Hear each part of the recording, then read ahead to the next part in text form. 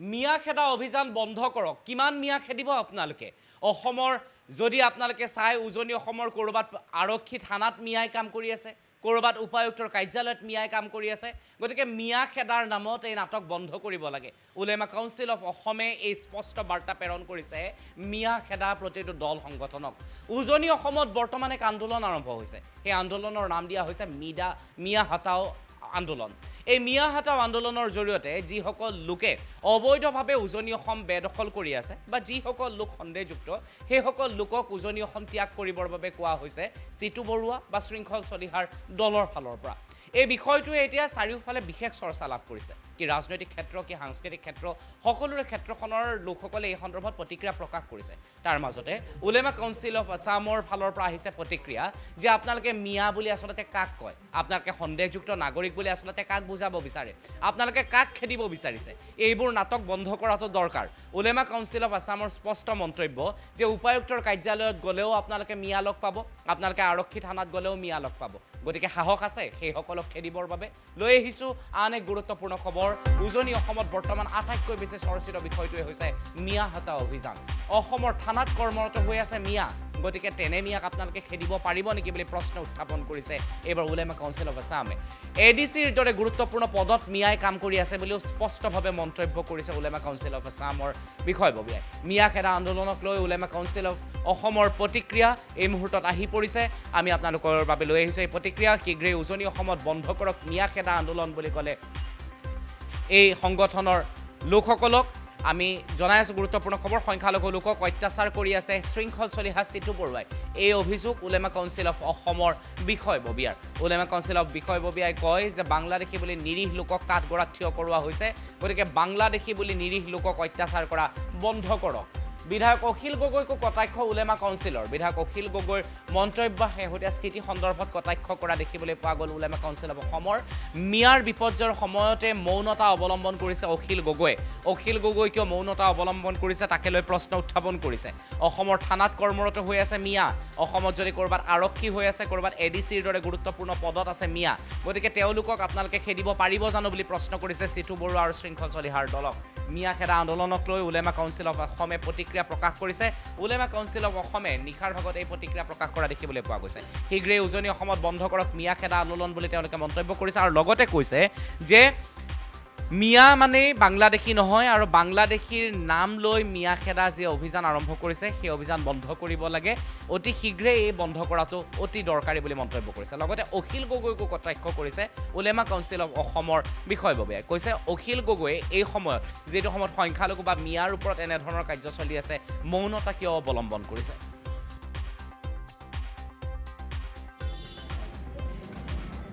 সমগ্ৰ অসমত বিশেষভাৱে উজনি অসমৰ শিৱসাগৰত শৃংখল চলিহা, বিতু সোণোৱাল ইত্যাদি আদি কৰি কেইবাজন যুৱকৰ উদ্যোগত শৃংখল চলিহা আৰু বিতু সোণোৱাল যি দুজন যুৱকে অন্যায়ভাৱে ভাৰতীয় মানুহৰ ওপৰত অত্যাচাৰ কৰি আছে, বিভিন্ন সময়ত বিভিন্ন ধৰণৰ গালি গালাজ কৰিছে, মাৰি পেলাম, কাটি পেলাম, হেংদাং আনিম ইত্যাদি ইত্যাদি কথা কৈ যি ধৰণে ভাৰতীয় নাগৰিকসকলক অত্যাচাৰ চলাই আছে, এই কাৰ্যক সৰ্বপ্ৰথমে আমি উলেমা কাউন্সিল অফ অসমৰ তৰফৰ পৰা তীব্ৰ ভাষাৰে নিন্দা জনাইছোঁ, গৰিহণা জনাইছোঁ।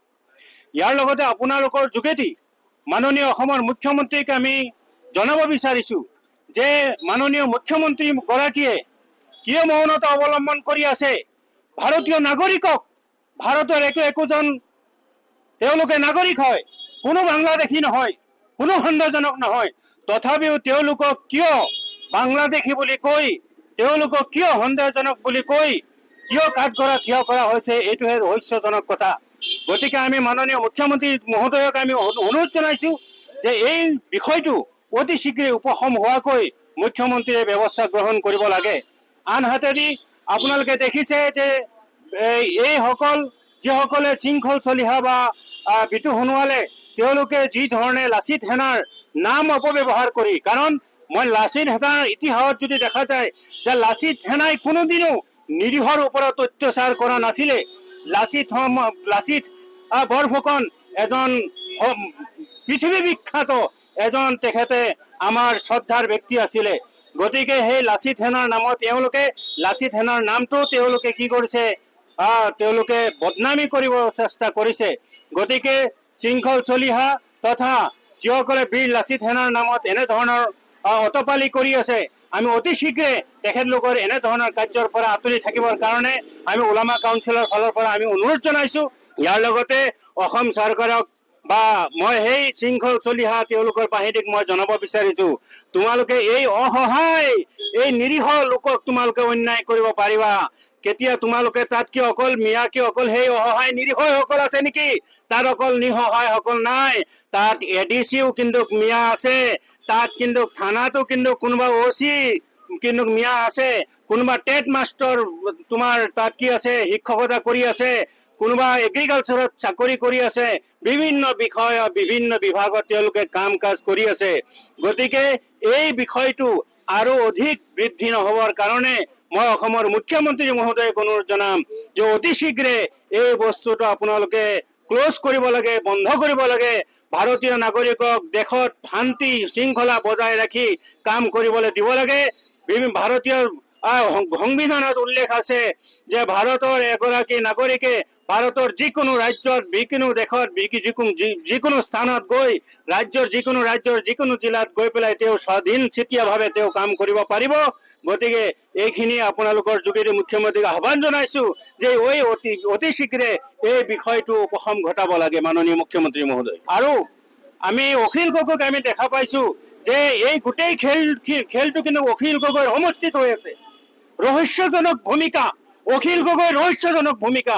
অখিল গগৈয়ে বিভিন্ন অঞ্চলত মিয়া অঞ্চলত গৈ অখিল গগৈয়ে মিয়া অঞ্চলৰ প্ৰীতি ভোজন খাইছে, মিতিৰালি কৰিছে, ডাঙৰ ডাঙৰ সভা সমিতি পাতিছে, কিন্তু মিয়াৰ বিপৰ্যয়ৰ সময়ত মিয়াক যেতিয়া হেংদাং লৈ পেলাই এইসকল চেঙেলীয়া লৰাই যেতিয়া নেকি মাৰিম কাটিম বুলি কৈ তেওঁলোকৰ ঘৰৰ পৰা টানি আনিছে, ডিঙিত ধৰি দলিয়াই দিছে, কিন্তু অখিল গগৈৰ মৌনতা অৱলম্বন কৰাই এইটো বহুত ডাঙৰ এক প্ৰশ্নৰ উদ্বেগ ঘটিছে।